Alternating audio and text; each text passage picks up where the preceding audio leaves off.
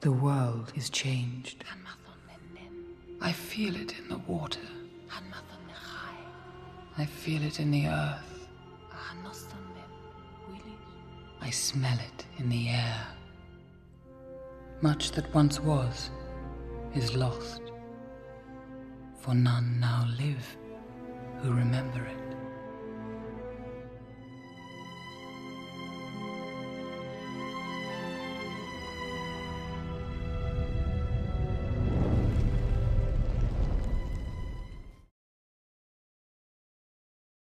Beauty, importance, endangered, all words that describe our Earth's coral reefs.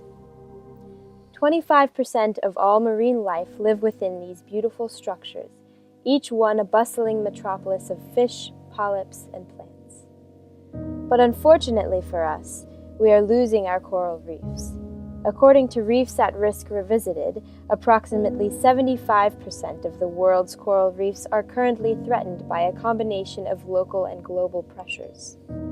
This threat should not be taken lightly, as coral reefs are an extremely essential part of ocean ecosystems and are extremely beneficial to humans and animals alike. Coral reefs provide food security, resources for economic growth, recreation and tourism, coastline protection, and cultural identity to millions around the globe, and losing them will be a crippling tragedy. Fishing and pollution lead to deadly coral disease and reduction of diversity within its ecosystem. But there is one factor threatening our world's precious reefs more than anything: climate change. Climate change. It's one of the most popular topics from the last decade. But what exactly is climate change? It can be defined as a significant and lasting change in the statistical distribution of weather patterns over periods ranging from decades to millions of years. It is caused by factors such as variations in solar radiation received by Earth, plate tectonics, and volcanic eruptions, but also by certain human interactions, which is referred to as global warming. Both climate change and global warming pose significant threats to the Earth and its coral reefs.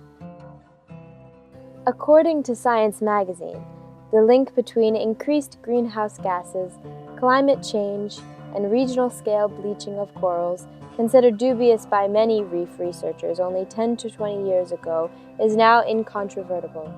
The increase in global temperatures has caused corals to begin overheating and become pale or white. This process is called coral bleaching, and it's one of the most dangerous impacts of climate change on reefs. If this thermal stress becomes too severe, most of the corals on a reef may bleach and die as a result. Another impact from climate change comes in the form of the coral's resistance to disease. John F. Bruno, along with other marine ecologists from the University of North Carolina at Chapel Hill, hypothesized that climate change could be increasing the severity of disease in the ocean, leading to a decline in the health of marine ecosystems and the loss of the resources and services humans derive. This research is supported by several major studies of Australia's Great Barrier Reef, in which results indicated that major outbreaks of some coral disease only occurred on reefs with high coral cover after especially warm years. The disease was usually absent on cooler, low-cover reefs. But the impact of climate change on these reefs does not stay purely below the surface either. Coral reefs play an important part in many different industries and economies around the globe. The National Oceanic and Atmospheric Administration reports that these reefs cover less than 1% of the Earth's surface and provide goods and services worth over $375 billion every year.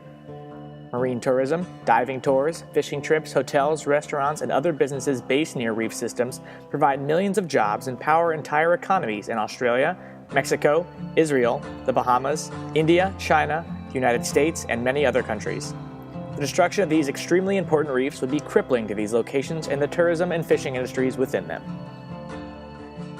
With the dangers of climate change on coral reefs becoming more and more evident, the outcry to take serious action is growing louder and louder.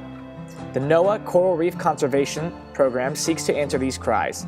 The CRCP seeks to increase coral reef resilience to climate change and ocean acidification through several effective management strategies, such as identifying risks, increasing knowledge about the impacts of climate change, and supporting efforts to directly reduce climate change and ocean acidification attempts. Since the year 2000, the CRCP has sought out to limit the effects of climate change and other impacts on coral reef ecosystems. Today, it's finally reaching the last leg of its 20-year plan. NOAA hopes that changing priorities based off of research and past success will provide a rallying point and lay out a path to outcomes that conserve coral reef ecosystems for the future.